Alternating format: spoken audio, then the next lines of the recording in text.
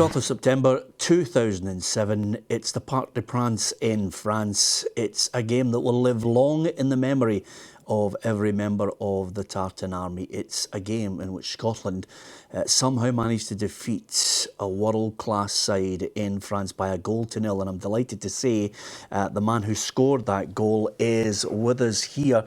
It is James McFadden. James, it is something that I think you're terribly proud of. Is it something that sticks in your mind so vividly? It does. I mean, the fact it's 10 years since and people still want to talk about it, I think it's amazing. And it's something that I'll never forget. Yeah, 42,000 the capacity in the Parc des Princes. The one thing that sticks in my mind about this was the fact that we'd already managed to mug them at Hampden. It was. That was a tough game. I played in that game as well, and that was a right back to the wall game. And as you say, I think we mugged them in the end. But it was. We knew we were capable of doing that at Hampden. It was different for us to going away. I think normally the best you could hope for was maybe a draw, but. We had a great belief that we could go there and upset the odds again. Yeah, that was 2006 when we got that 1-0 win. It sent us to the top of Group B for the Euro 2008 qualifiers. But by the time, the one thing that sticks in my mind about going there in September was after Hampden, Thierry Henry just in an interview said, "We'll see you in Paris," and boy, did we see them in Paris. We did.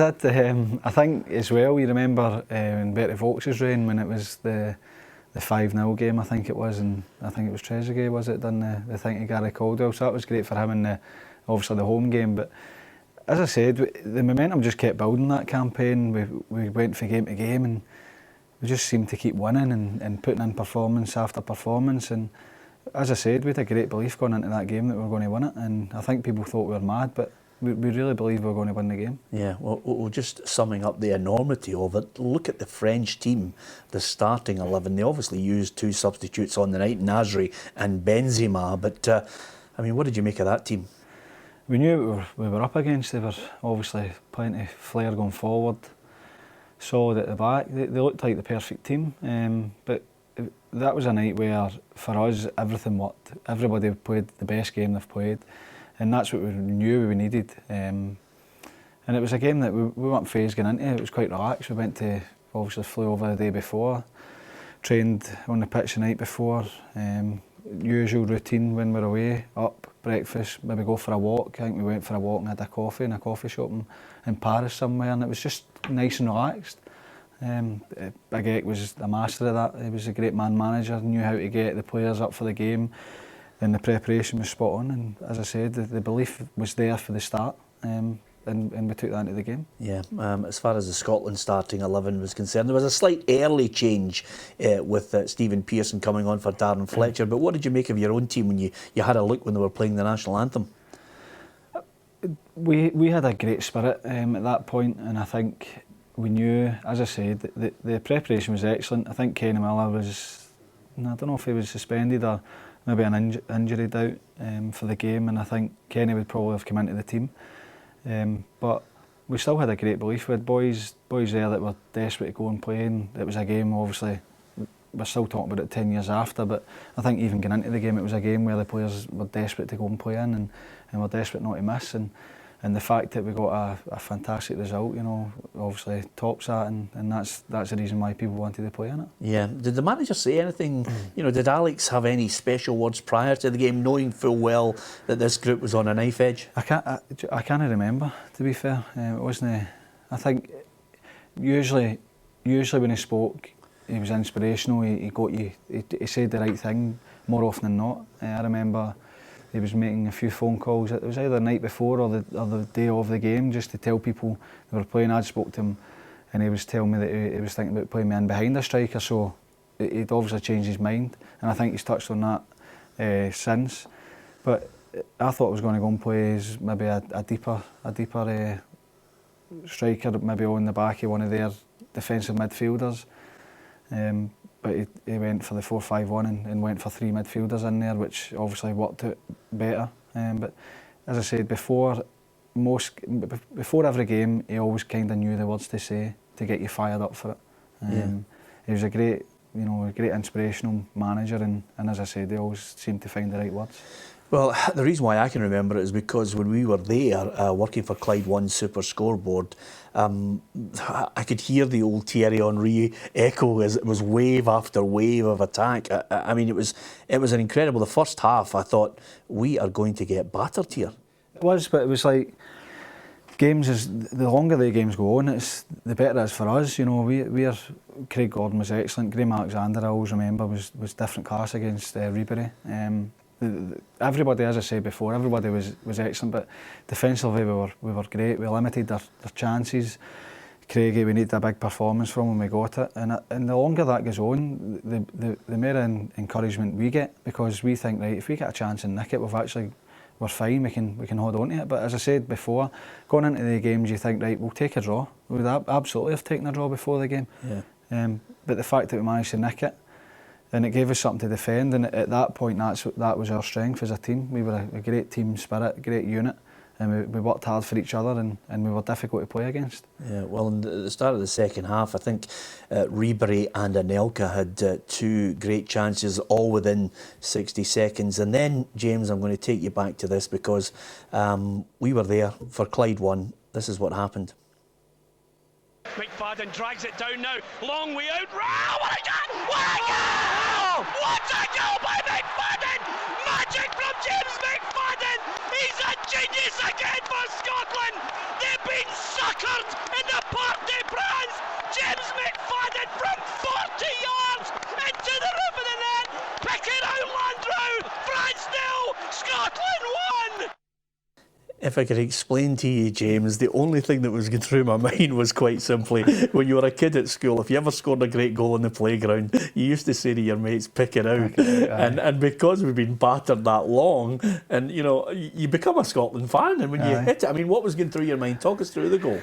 Well, the night before we trained on the pitch, and you go away to the different countries, they normally are sponsored by different manufacturers. Obviously they were Adidas at the time, and they had a different ball, and I noticed that the balls were flying. It wasn't taking much, and I knew that it was obviously going to be difficult for the goalkeeper if you get a chance to shoot. And I remember thinking, if I get a chance, I'm going to shoot, which sounds stupid because I was playing up front and you would think, right, well, I'm going to obviously have a shot I'm a striker.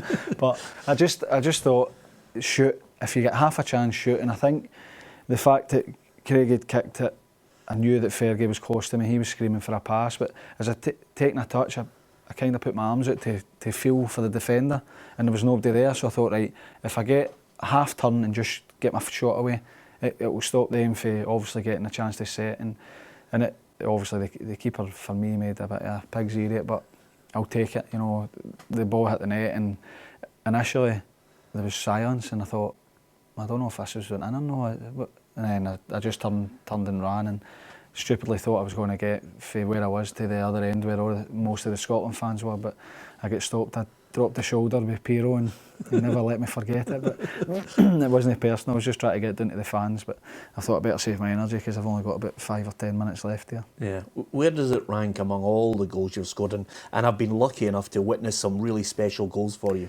It's definitely up there. I mean, the fact that we go there against arguably one of the best nations in world football at the time. I think the magnitude of the goal, it was a good strike. As I said, I thought the keeper should have saved it, but he never. What it meant to the people there, and obviously people back home, the size of the occasion was probably the biggest goal in that aspect for me. I've scored probably technically better goals, but I think it's one, if people talk about me, they talk about that goal, and that's a nice thing. Yeah. You never get tired of it?